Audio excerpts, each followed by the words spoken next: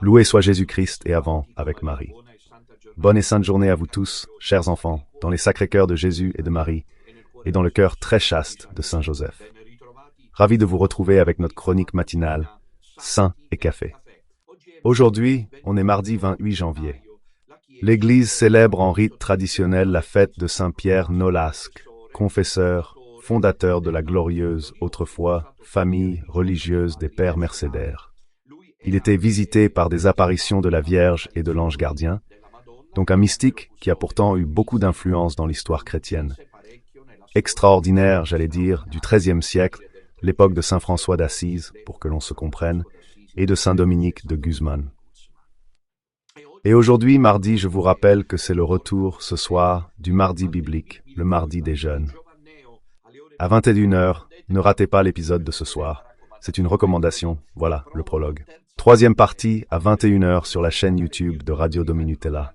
À nous, partagez, partagez, partagez, mettez toujours des j'aime, c'est fondamental. Et puis, je vous invite tous, quand on publie des posts, à les commenter, parce que je sais que vous le faites entre vous. Mais ce serait bien que vous preniez aussi le temps de commenter sur notre communauté YouTube et le Facebook de Radio Domina.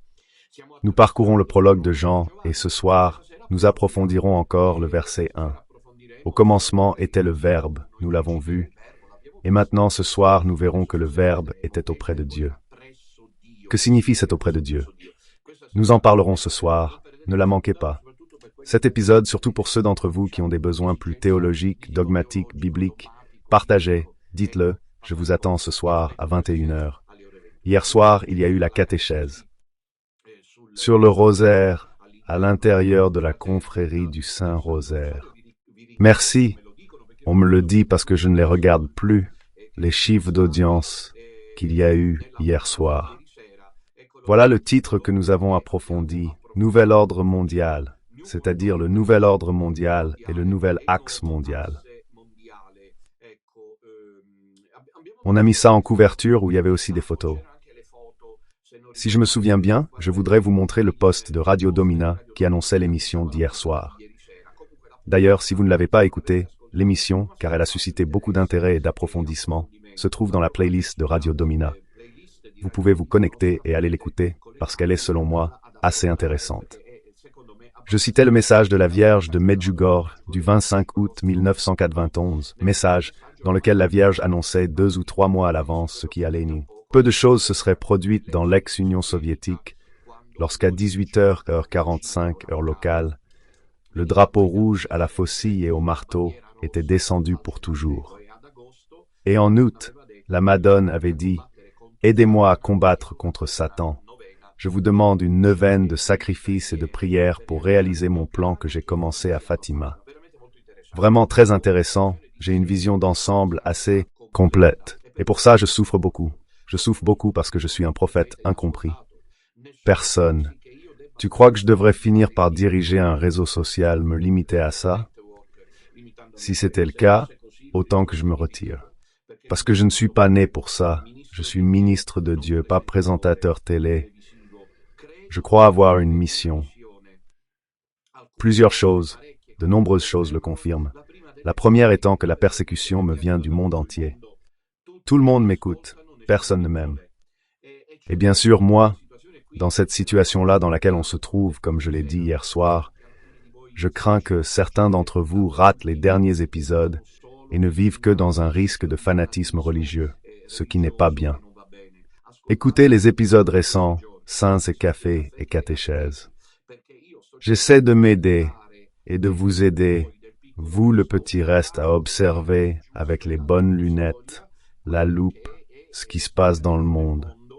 Face à l'inattendu, ils auront probablement travaillé en secret pour préparer cela, la formation d'un nouvel axe mondial dirigé par l'empereur.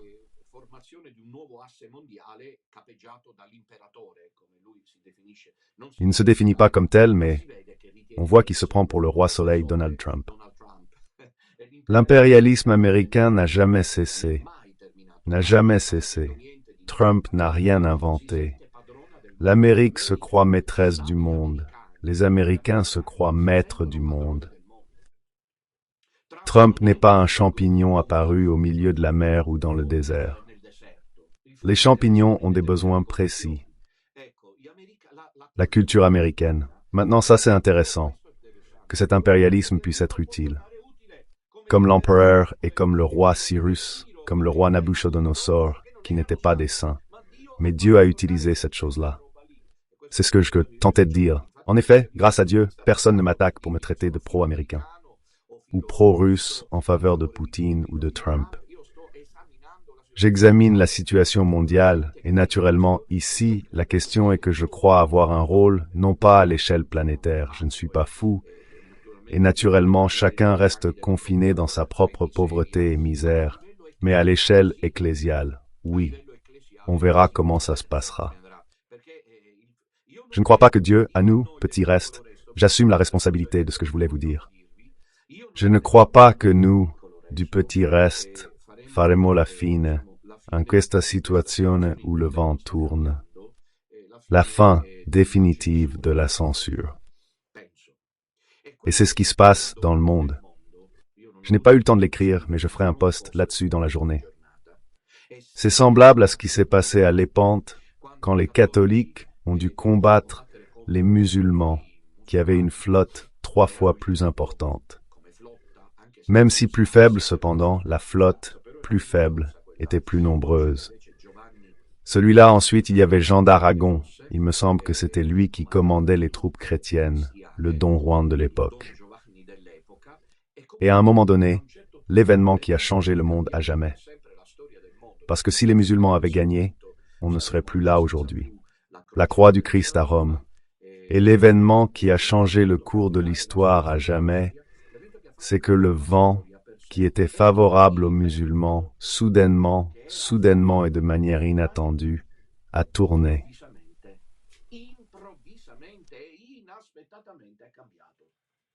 Le vent tourne. Le titre, en effet, de l'épisode d'aujourd'hui, c'est Bergoglio. C'est amusant comme titre, j'aime bien, c'est le siège empêché. Maintenant, c'est Bergoglio qui commence à le ressentir à la fin de son mandat. Voyez-vous le Bergoglio d'aujourd'hui au niveau du phénomène planétaire? Au final, non pas d'un point de vue chronologique de la mort, mais en termes de motivation et d'agenda à mettre en œuvre. Parce que qu'est-ce qui empêche maintenant? Incroyable, catéchone contre catéchone. Et comme les diables qui se déchirent entre eux, les puissances mondiales s'agitent les unes contre les autres. Ce n'est plus une homologation, à moins qu'ils ne jouent la comédie, mais je ne pense pas qu'ils fassent semblant.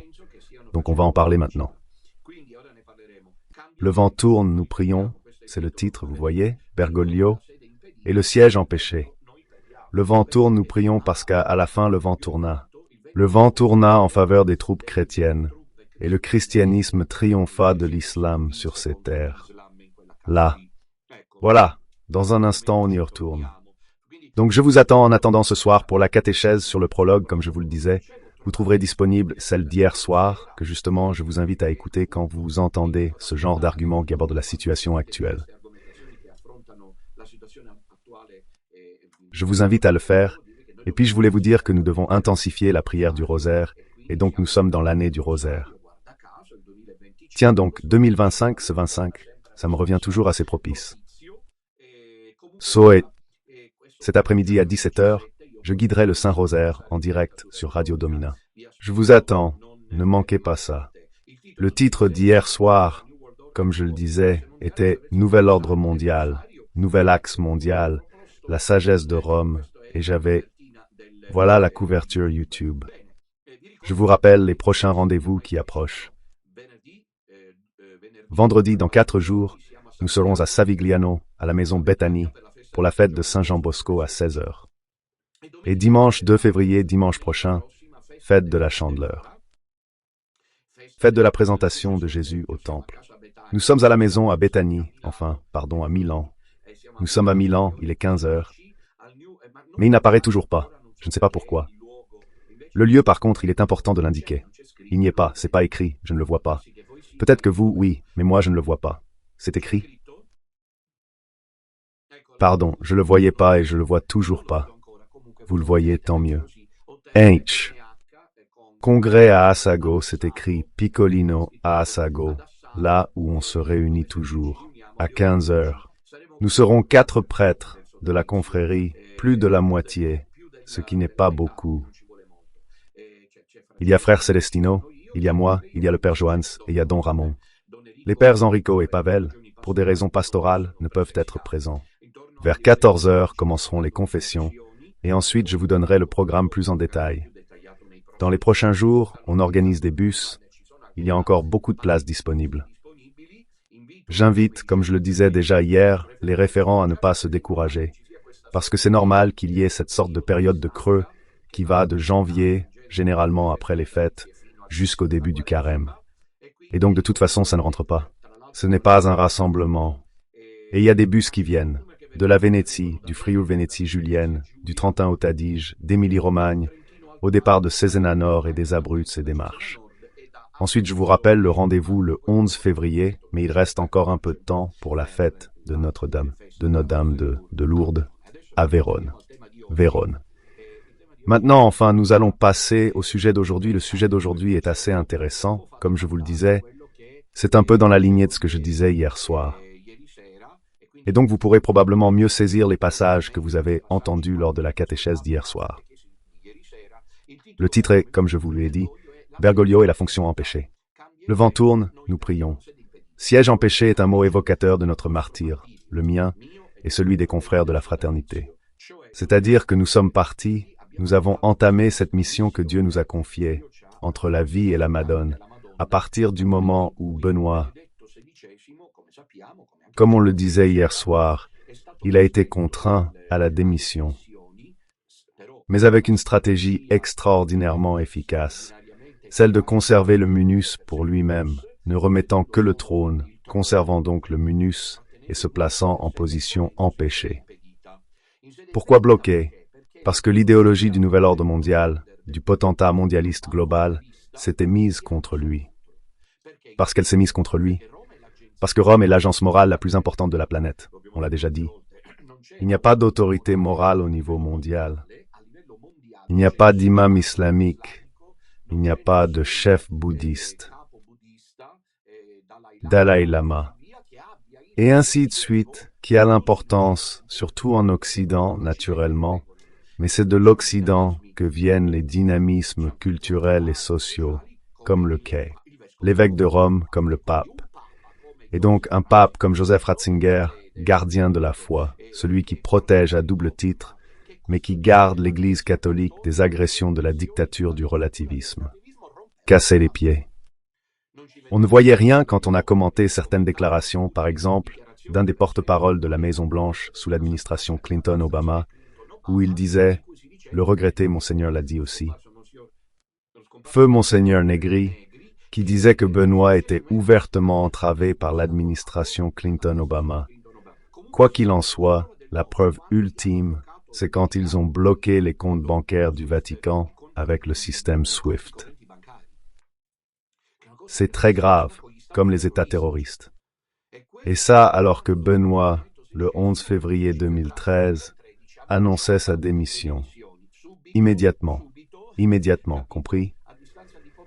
À quelques heures d'intervalle, ils ont débloqué les comptes bancaires. Donc siège empêché. Et c'est là qu'il faudrait toujours revenir. Et la matrice magna questio de tout ça, c'est que si le pape n'a pas démissionné et qu'il a été contraint de démissionner, parce que le code canonique garantit les démissions du pape. On ne parle pas du curé de campagne qui s'en va, on parle du souverain pontife. Ce n'est pas rien de s'en aller.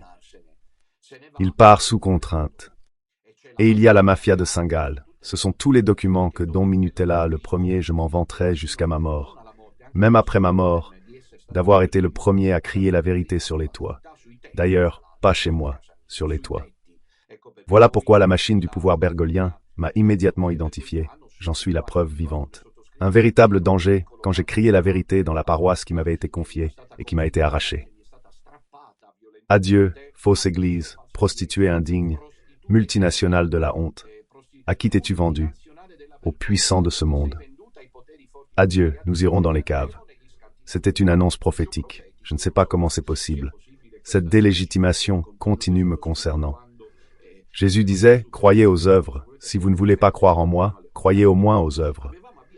De toute façon, nous avions lancé cette campagne, et puis petit à petit, cette nouvelle incroyable, ineffable, j'allais dire, a commencé à circuler grâce à moi qui prend la varigette, la pièce historique, et qui fait le tour de l'Italie. Et puis petit à petit dans le monde, pour crier la vérité. Et tu sais comment c'est, les processus de vérité, celui qui les crie au début, ils sont comme ils sont, puis ils font leur chemin tout seuls. Nombreux sont ceux qui se sont inspirés de moi, même verbalement, je dirais, ils ont tracé leur propre chemin, mais tous ont puisé ici. C'est moi qui ai préparé le plat, le chef, c'est Don Minutella. Eh ben alors, voilà ce qui se passe. Il se trouve que Benoît XVI se retire avec un titre absolument invraisemblable, pape émérite. Mais est-ce que ça veut dire pape? Émérite, ça n'a jamais existé. Une charge, un statut juridique de pape émérite, ça n'existe pas. Un pape ne peut pas être émérite. Si bien es cierto que el título es suprimido, es cancelado, pero el Papa Benedicto permanece allí como catequesis. El 31 de diciembre de 2022 muere tras años de inmolación por la Iglesia. En su lugar, sube al trono de Pedro, el hereje apóstata Jorge Mario Bergoglio. Comme je vous l'ai dit hier, le cardinal Jean-Louis Thauvin, qui était préfet de la Congrégation pour l'évangélisation. Non, pour le dialogue interreligieux. Il a dit qu'on a choisi Bergoglio parce qu'il doit défendre les intérêts de la gauche mondiale et appliquer le programme. LGBT écologiste very woke. C'était la défaite du catholicisme.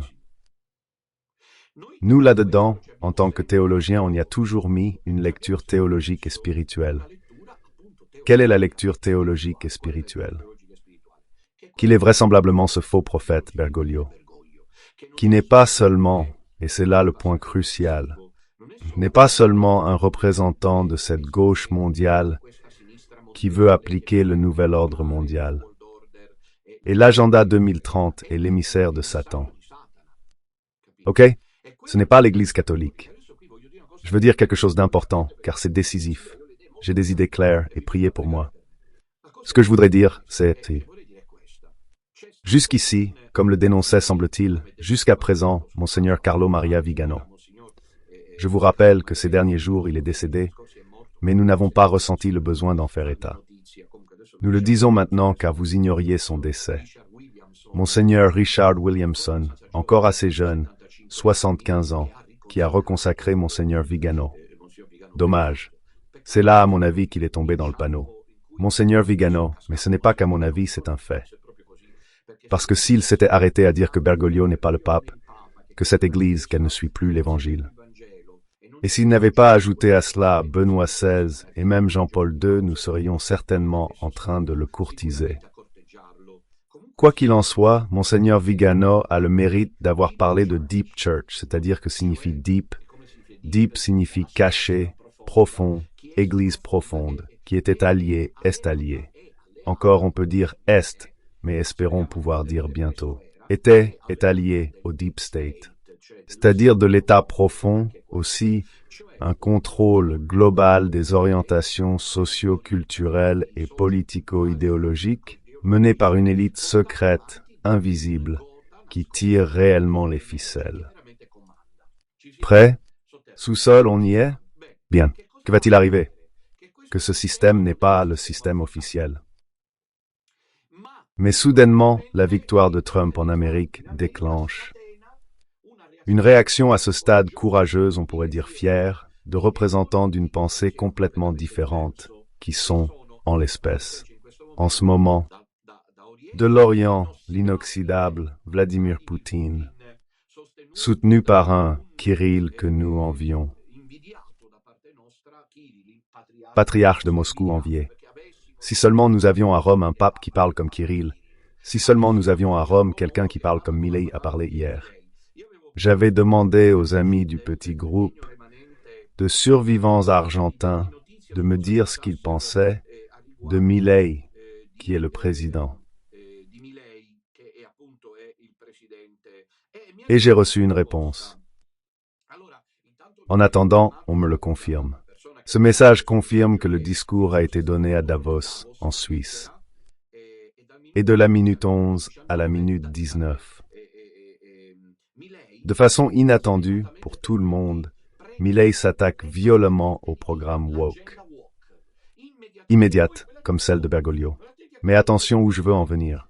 Ce sont le féminisme, l'avortement, la culture, le woke, les transgenres, l'immigration. C'est un démantèlement, si vous y pensez, de Bergoglio, son compatriote. Et comme malheureusement aucun cardinal n'a su le faire ouvertement, Dieu permet que ce soit Milei qui le fasse. Qui est Milei? On me l'a envoyé de là-bas, je ne dirai pas qui me l'a envoyé. Naturellement, cette affirmation... Je pense, dit cette personne, que c'est quelqu'un de cultivé, de très instruit. Donc j'ai beaucoup d'estime pour cette personne. Argentina de Buenos Aires. Je pense que Milei est un instrument de Dieu, mais ce n'est pas un saint, bien au contraire. Baptisé catholique par un père juif, il a été baptisé dans l'Église catholique, mais son père, juif, a développé un attrait pour la religion judaïque. Il a beaucoup d'amis et est sponsorisé par de puissants industriels juifs qui voient en l'Argentine un refuge contre d'éventuelles guerres au Moyen-Orient et une opportunité d'exploiter la production agricole et industrielle de l'Argentine.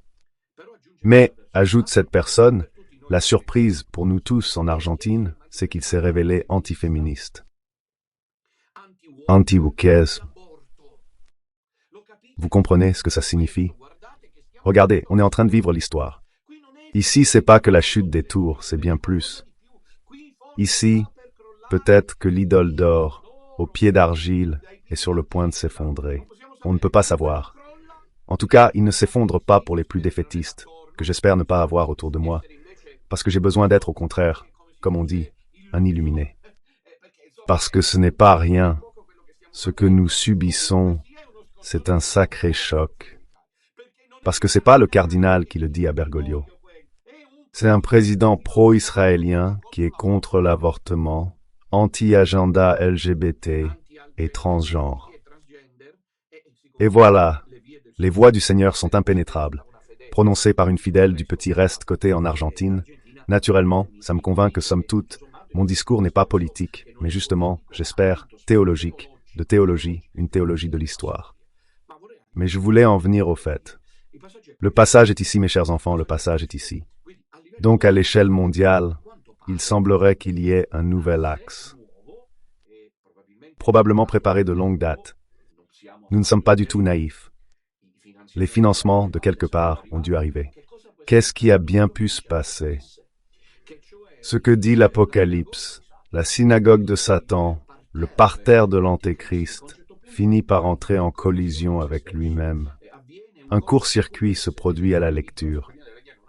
Dans mon livre La symphonie de l'agneau qu'on commente, il faut patienter avant ces pages. Babylone s'écroule, les grenouilles sont cuites, et l'armée, défaite.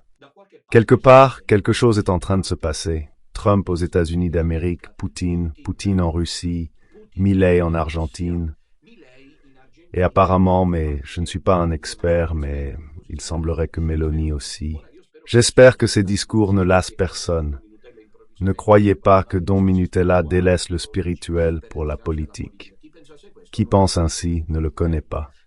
Ceci est une lecture, une interprétation très importante de l'histoire que nous vivons au niveau théologique et surnaturel. Là, je voudrais dire ce que, encore zut, je n'arrive pas à dire, qui est le passage le plus important. Et c'est ça. Qu'est-ce qui peut arriver? Il peut arriver que l'état profond, à ce stade, il est heurté. Il y a un séisme. Nous sommes en présence d'un séisme, un tremblement de terre. On ne peut peut-être pas encore le dire, mais ce sont des secousses sismiques. Bien sûr. Et que, par conséquent, cet état profond soit enfin combattu par le nouvel axe mondial. Au moment opportun, pour le vider de son sens et le vaincre. Mais ne pensez pas, mes chéris, que cela puisse s'appliquer au Deep Church. Je vais vous expliquer mon point clé. Je ne voudrais pas que tout ce qui se passe au niveau planétaire encourage les cardinaux du genre de Burke et Sarah D. Mueller. Et tous ceux qui pensent que ce qui se passe, dites-moi si je l'explique bien, parce que c'est vrai et important, que ce qui arrive dans le monde, tôt ou tard maintenant, arrive dans l'Église. C'est-à-dire la Deep Church est combattue par un nouvel axe ecclésial soutenu par Trump. On est au courant de possibles relations d'amitié. Je ne sais pas si ce sont des liens d'amitié avec Vigano. Avec la notification américaine trumpienne via par exemple Mel Gibson, etc., ces choses-là, et non. Et là, non. Ce n'est pas possible. Ce n'est pas possible perché Dio non la lascia salvare attraverso le manovre umane. C'est-à-dire que ce qui se passe au niveau planétaire prépare une renaissance pour Rome différente des critères et des dynamiques du monde. Je ne sais pas si j'ai réussi à l'expliquer. Sinon, débrouillez-vous, moi c'est clair. Mais le plus beau dans tout ça, c'est que Bergoglio serait empêché d'exercer. Pas juridiquement. Parce que ce n'est pas nécessaire, puisqu'il n'est pas le pape, donc on est empêché dans le siège. S'il est évêque, disons légitime, valide du siège qu'il occupe. Mais comme il n'est pas pape et n'est pas physicien, je ne parle pas d'un empêchement. C'est même quelque chose de sympathique chez Bergoglio. Et le siège est empêché. Je pense que c'est pas lui. Et même les partisans de Satan qui sont au Vatican et qui rament depuis des années en faveur de l'agenda woke ne s'attendaient pas à ça. Peut-être l'ont-ils craint. Peut-être quand Trump a gagné en novembre, c'est là qu'il a gagné. Ils ont compris que ça sentait mauvais pour eux. Peut-être ont-ils commencé à comprendre que le vent tournait. Leur style changera. Souvenez-vous de mes paroles. Vivant. Encore avec Bergoglio, ils commenceront à réduire. La question de l'immigration, la question LGBT, ils essaieront de filtrer les choses de l'intérieur. Même si la rancœur typique de cette fausse église persiste, parce que c'est diabolique. Hier soir, 7 ou 9 heures, ces chiffres me perdent. Ré 3, la 7 ou la 8. Je joue au numéro ou quoi? C'est du bingo. Alors, je ne me souviens plus si c'était la 7 ou la 9. Sœur Paola intervient lors d'une table ronde. Sœur Paola est une religieuse, pas la célèbre du passé, qui allait voir les enfants. Et celle-là était assez sympathique, parce qu'elle était légère. Celle-ci, en revanche, est théologienne. Elle s'occupe des pauvres, des immigrés, je crois, à Rome. Vous auriez dû voir comme elle commente. Regardez comme ils sont malins. Les immigrés qui entrent menottés dans les cargos pour être rapatriés. Et elle les compare aux déportations juives. Vous voyez, vous comprenez. S'il y a ces gens dans l'Église, on ne peut pas avancer.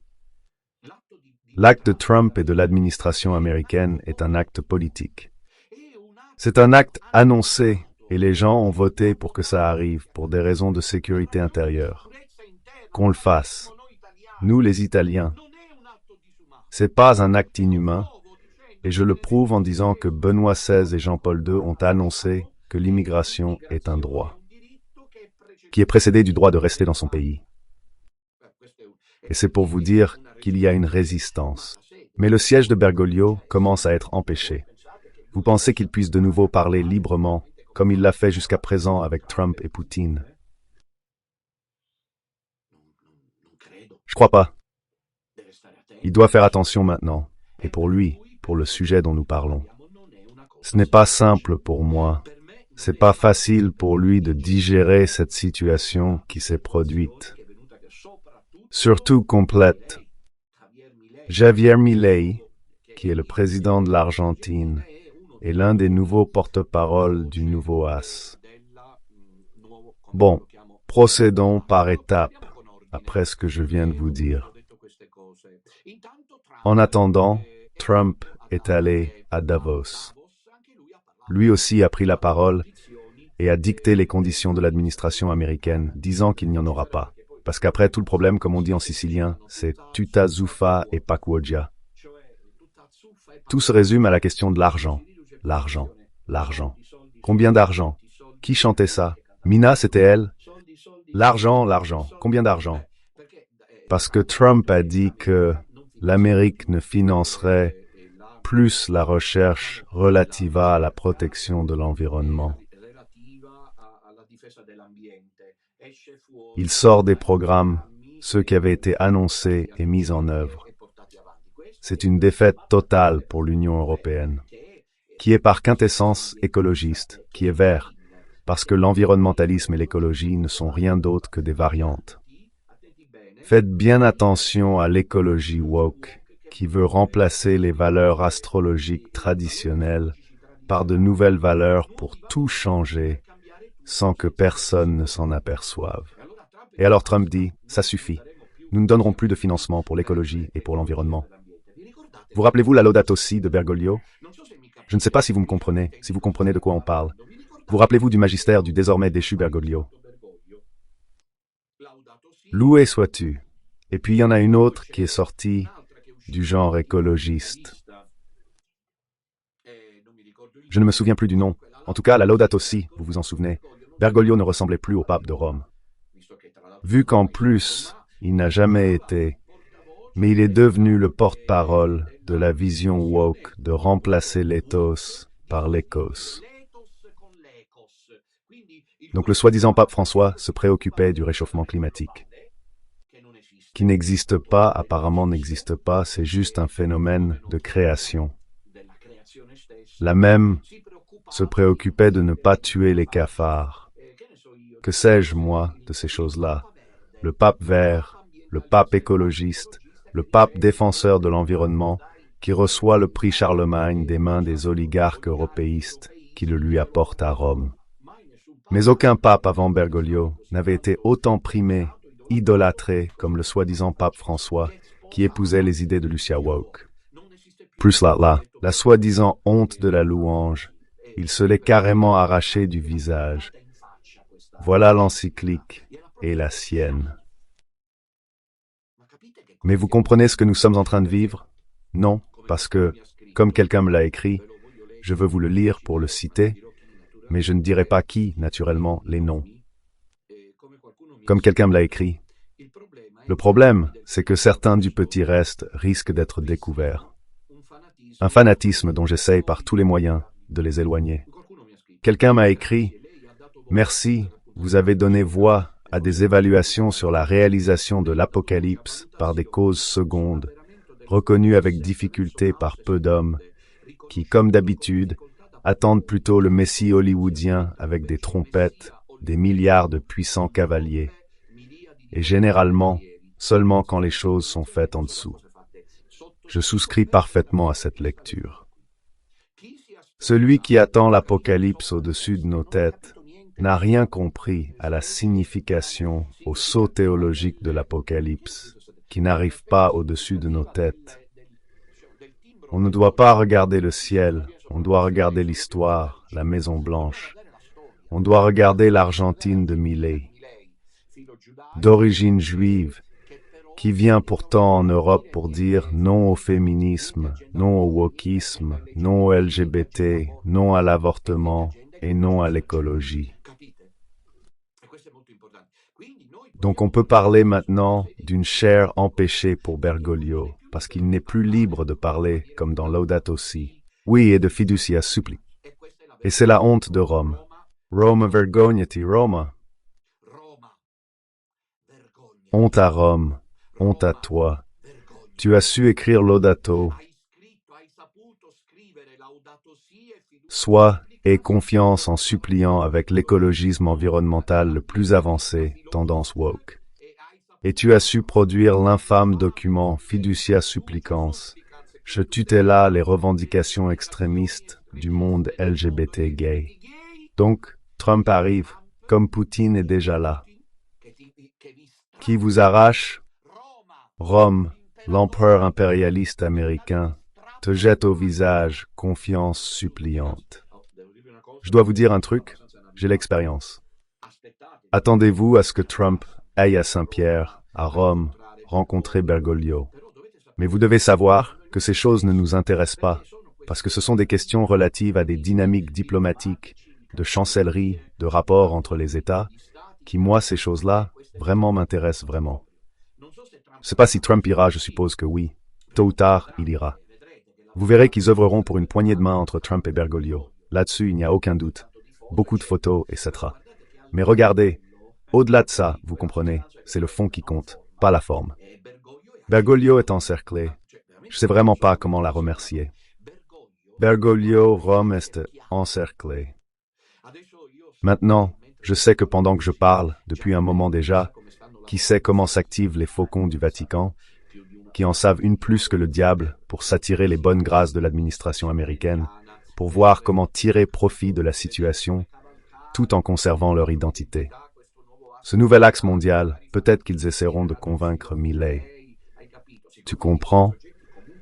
Parce que ces gens-là, je ne les connais pas, et je sais que ceux qui ont le pouvoir au niveau mondial sont moralement peu fiables par définition. Mais on ne peut pas en même temps savoir ce que pense quelqu'un comme Trump. De Poutine, oui. Personnellement, je crois que oui. Et vous? Pour moi, Poutine a une vision théologique, mais Trump n'est pas en reste, parce que Trump n'arrête pas de dire qu'il a reçu un mandat de Dieu. Il l'a dit le jour de l'investiture, lors de la cérémonie d'investiture. Il a dit qu'il avait reçu un mandat divin, parce qu'il a survécu à l'attentat. On peut le soupçonner parce que les Italiens, comme nous sommes complotistes, aucun autre peuple au monde le sait être, que cet attentat était organisé, que tout était mis en scène. Il y a même ceux qui ont soupçonné ça. Mais si ça ne l'était pas, et je ne le crois pas, la main de Dieu a dû agir. Parce que la balle l'atteint au moment même où, de façon presque imperceptible, il se retourne pour saluer les gens qui étaient derrière lui. Et donc le projectile mortel lui touche, lui frôle à peine l'oreille, parce que sinon il lui entrait dedans, et tout était fini. Ce fut la dernière attaque de l'État profond. La dernière attaque de qui? Je parle en tant que théologien, et donc je vois tout cela. Le magistère woke de Bergoglio s'apprête à être mis en pièces. Le woke Bergoglio. Il mérite cette fin. Qu'est-ce que c'est que ça? On l'a dit plein de fois. Il woke. Il mérite qu'on le dise plusieurs fois, le woke. Le wokisme est une substitution, riche en mots. Les miens, ceux des valeurs classiques et traditionnelles, sont remplacés par d'autres, de nouvelles valeurs, présentées comme émergentes et nécessaires. Parmi tous, nous pourrions citer par exemple l'environnement. Vous rappelez-vous Greta Thunberg qui semble avoir disparu de la scène? Vous vous souvenez des proclamations environnementales de Bergoglio, de la Laudato Si, etc. Voilà, c'est ce qui fait réfléchir. Que maintenant ce siège de Bergoglio, qui jusqu'à il y a quelques semaines, quelques mois, était libre de s'exprimer. Confiance suppliante sort des salles du Vatican. Et c'est la honte de Rome, parce que Trump, Milei et Poutine disent non à l'agenda LGBT, alors que Bergoglio était là pour en faire la promotion. Lui qui aurait dû, s'il avait été là, promouvoir la famille selon le cœur de Dieu. C'est ce que défendent les politiques de Trump et Poutine. Ainsi, par exemple, Poutine, tout au long de sa vie, a œuvré à promouvoir la famille selon Dieu. Je ne sais pas si vous le savez, j'ai écouté plusieurs interventions sur les réseaux sociaux, parfois aussi à la télé, mais rarement, mais plutôt sur les réseaux sociaux, de personnalités, de penseurs comme Alessandro Battista. Il me semble que c'est Di Battista. Qui per esempio è uno che si intende di Russia. Il est même intervenu à quelques reprises dans des émissions télévisées. Ou bien aussi Orsini, Alessandro Orsini. Ceux-là s'appellent tous Alessandro. Alessandro Orsini. Il apparaît par exemple que la politique intérieure de Poutine est une politique intéressante, parce qu'il récompense les familles qui mettent des enfants au monde. Il me semble que s'ils mettent au monde un troisième enfant, il y a une aide de l'État, et pour le quatrième, au lieu d'être diminuée, elle est augmentée, au contraire. Vous comprenez à quel point la politique familiale de Poutine est intéressante? Il est aimé dans son pays. Bien sûr, il y a une opposition, parce qu'il y a environ 200 millions d'habitants. On ne peut pas s'imaginer que tout le monde soit avec lui. Trump aussi, en Amérique, a été élu par 60%, il me semble. Il y a 40% d'Américains démocrates. On ne sait pas trop. Maintenant, ils cherchent qui doit être leur leader. Mais fondamentalement, Poutine est aimé du peuple. Le peuple russe, même s'il y a de la dissidence et qu'elle n'a pas beaucoup d'espace pour s'exprimer, à vrai dire. Mais l'inflation concerne des biens qui ne sont pas de consommation courante. parce que ce sont des choix intelligents. Enfin, l'essence, tout le monde peut se la payer. C'est un bien de consommation de masse. Où Poutine, pour maintenir le pays à flot, investit-il l'économie nationale? Poutine investit dans les biens de consommation, non pas de masse, mais oligarchiques, ceux que peuvent se permettre les classes les plus aisées. C'est un choix intelligent. C'est-à-dire, l'inflation existe, mais pas sur les biens de consommation, pour ne pas impacter la population, le peuple. Et donc le peuple russe avance et met au monde des enfants. Trump aussi, en Amérique, lui qui a divorcé 3 fois, soutient ses politiques familiales. Ok? Trump et Poutine sont à Rome. Et non rien. À Rome, on bénit les couples gays, on célèbre les mariages des couples gays. Cardinal Zuppi, tu ferais mieux de te taire aussi. Maintenant, vous voyez, parce que je connais ces gens-là, comment ils sont. Ce sont ceux qui sautent dans le train en marche. Lentement, vous verrez que les arguments rampants de l'agenda woke, du transgenderisme le plus avancé, de l'écologie, de l'environnementalisme, de l'éco-impérialisme, l'impérialisme du genre, ils seront lentement apaisés. Le siège du pape François semble, à part, impedita. Et alors, pour conclure, je conclus, mes chers, avec un témoignage qui nous fait comprendre, parce que le sous-titre ensuite, c'est le vent tourne. Le voilà, nous prions. Je conclus comme j'ai commencé hier, c'est le moment où nous devons intensifier la prière. À ce propos, je conclus avec une testimonianza intéressante concernant un certain père Peter, qui a sauvé l'Autriche de l'avancée soviétique, qui voulait l'annexer.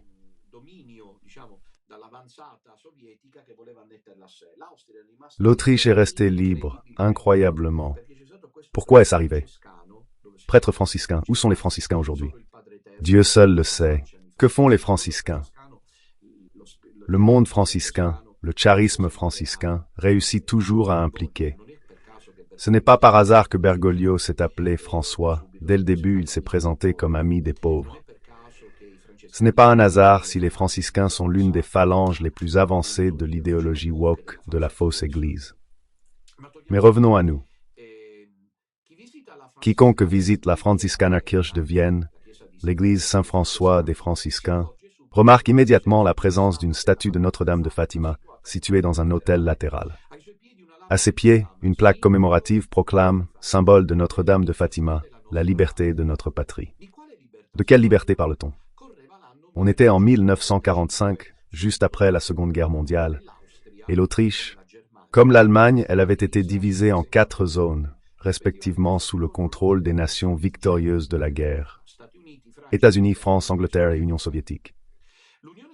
L'Union soviétique obtient la zone de Niederreichsdreieck, la partie la plus ricca del paese, che comprendeva notamment la capitale, Vienne. Il était évident que dans le climat de guerre froide, les soviétiques n'auraient jamais envisagé d'abandonner la partie qui leur était revenue lors des accords d'après-guerre, et donc de renoncer à leur présence dans cette zone de l'Autriche, qui comprenait d'ailleurs la capitale, Vienne. Cette partie de l'Autriche risquait donc sérieusement de devenir le rideau de fer entre l'Occident et l'Orient.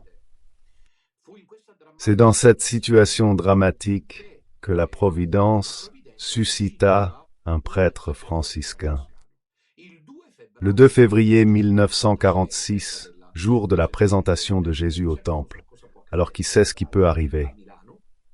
Ce 2 février, à Milan, après avoir célébré la Sainte Messe dans un couvent de sœurs à Graz, un prêtre capucin franciscain du nom de Petrus Pavlicek se rend au sanctuaire national de Mariazell, afin de prier intensément au pied de la Vierge, implorant des lumières pour subvenir aux besoins spirituels du peuple autrichien.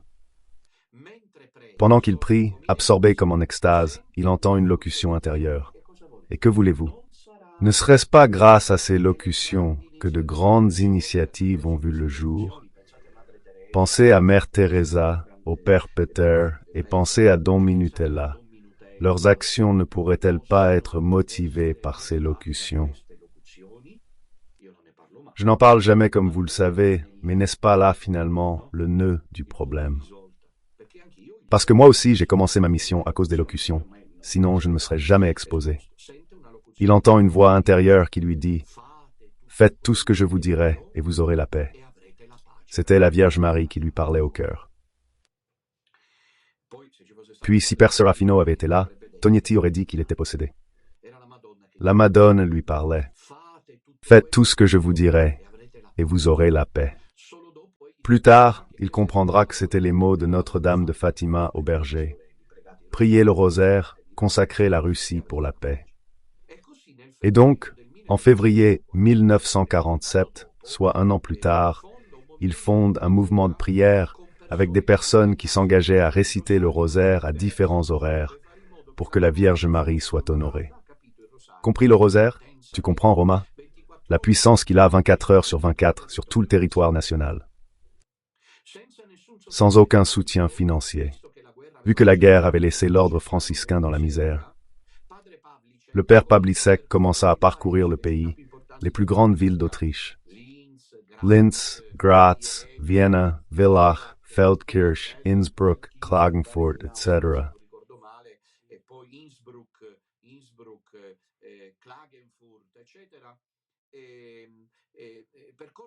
Il parcourt le pays en prêchant des missions populaires. Pour réciter le Saint-Rosaire, la puissance du rosaire. La Madone l'avait dit à Sœur Lucia, il n'y a pas de problème personnel, familial, national ou international qui ne puisse être résolu avec le Saint-Rosaire.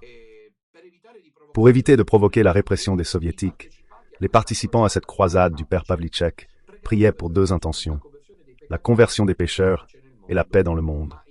Mais en réalité, le véritable objectif de père Pavlicek était la libération de l'Autriche du joug communiste. Le père Pavlicek qui insistait ensuite particulièrement sur le sacrement de la confession, pour lequel il avait un charisme spécial. Après avoir conquis le cœur des provinces, la croisade réparatrice du Saint-Rosaire est arrivée à Vienne. En septembre 1948, le père Pavlicek a initié les actes de dévotion réparatrice, consistant en une messe, une homélie, des confessions, des bénédictions des malades, la récitation du rosaire, un petit reste de Rome, c'est-à-dire Milan, Vérone, Bologne et Florence. Où me trompais-je? Ou jusqu'à il y a 2 jours à Udine, 3 heures de prière, des choses que nous avons faites. La messe, l'homélie, la confession, la bénédiction, la récitation du rosaire, des choses que nous avons faites. Donc c'est pas comme si ce mouvement révolutionnaire devait nous être attribué, alors que les autres étaient là à faire je ne sais quoi. Appelé Sturmgebet, assaut de prière, ces cérémonies pouvaient durer jusqu'à 5 jours. La paix est un don de Dieu, disait père Pavlicek. Peut-être, expliquait-il, et ce n'est pas l'œuvre des politiciens. Et les dons de Dieu s'obtiennent par la prière. Pendant ce temps, cette croisade de Rome qui voyait la participation de milliers de personnes, donc il allait, 1 millier, 2000, un peu comme nous. Elle s'étendait cependant, petit à petit elle s'étendait, et atteignit même l'Allemagne et la Suisse. Le nombre d'inscrits à la croisade dépassait le demi-million. Nous sommes à peine à 1300. Félicitations aux Italiens. Et le miracle eut lieu. J'aimerais dire quelque chose. Si j'avais été dans le système, on serait plus d'1 million. Si j'avais fait semblant comme le font tous les autres, du père Livio à Carlo Maria qui est Bergoglio, le pape, nous n'aurions pas tous ces chiffres aujourd'hui. Les chiffres sont moins élevés parce que le système est contre nous. Le système nous a mis des bâtons dans les roues, mais les mauvais moments ne durent jamais éternellement. À la surprise générale, le 24 mars 1955, donc pas immédiatement, les dirigeants du Kremlin convoquent le président autrichien Raab à Moscou pour un échange de vues. Pressentant qu'un fait majeur approchait, avant de partir, il présidente Raab. Contactez le père Pavlicek et dites-lui, s'il vous plaît, dites aux fidèles de la croisade du rosaire de prier avec plus d'insistance. Après seulement 2 jours de conversation au plus haut niveau, l'impossible se produit. Sans aucune motivation apparente, les Soviétiques annoncent que dans un délai de 3 mois, ils retireraient toutes leurs troupes. Le 15 mai 1955, les représentants des 4 puissances occupantes signèrent à Vienne le traité qui rendait à l'Autriche sa pleine indépendance. Cet événement s'imposa avec force à l'attention du monde. Pour la première fois, les communistes se retiraient unilatéralement d'un pays. Le dernier soldat soviétique quitta le sol autrichien le 26 octobre 1955. Ce fut un événement unique. Pour commémorer ce triomphe, on organisa à Vienne une procession au flambeau avec la Vierge de Fatima, à laquelle participa, menée par le père Peter Pavlicek, près d'1 million de personnes avec les plus hautes autorités ecclésiastiques et civiles. Le président de l'Autriche prononça un discours dans lequel, après avoir reconnu le mérite du père Peter et de son mouvement, il conclut, le cœur plein de foi. Voulons-nous aujourd'hui adresser au ciel une prière joyeuse? Nous sommes libres grâce à toi. Merci Marie, c'est le président. Et qui sait si bientôt, Don Minutella ne pourra pas prononcer ces mots quelque part, en votre nom à tous.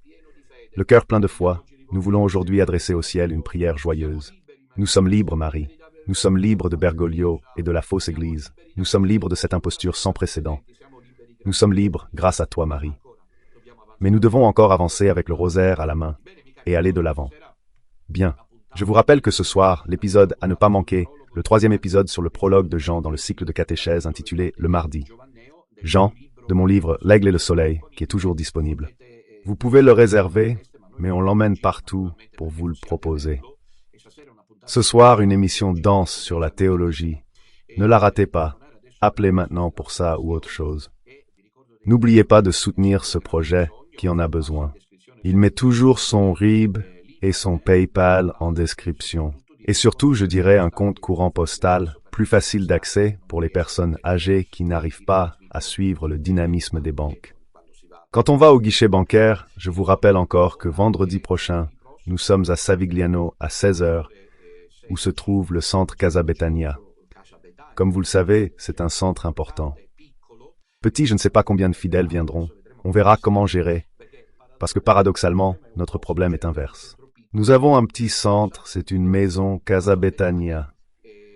Bon, voyons comment organiser les choses. On arrive pour 16h. Nous réciterons le rosaire, une messe solennelle générale de Saint Jean Bosco, avec la bénédiction du reliquaire du saint.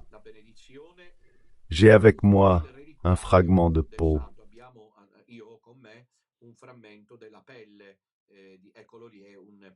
Un gros plan, vous voyez ce qui est écrit? Ex carne Saint Jean Bosco, dalla carne.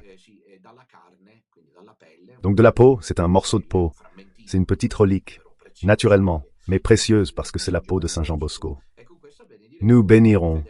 Et avec ceci, nous bénirons les fidèles présents à Savigliano pour la fête de Saint Jean Bosco, dont le message, comme nous le savons, demeure toujours intense et fécond.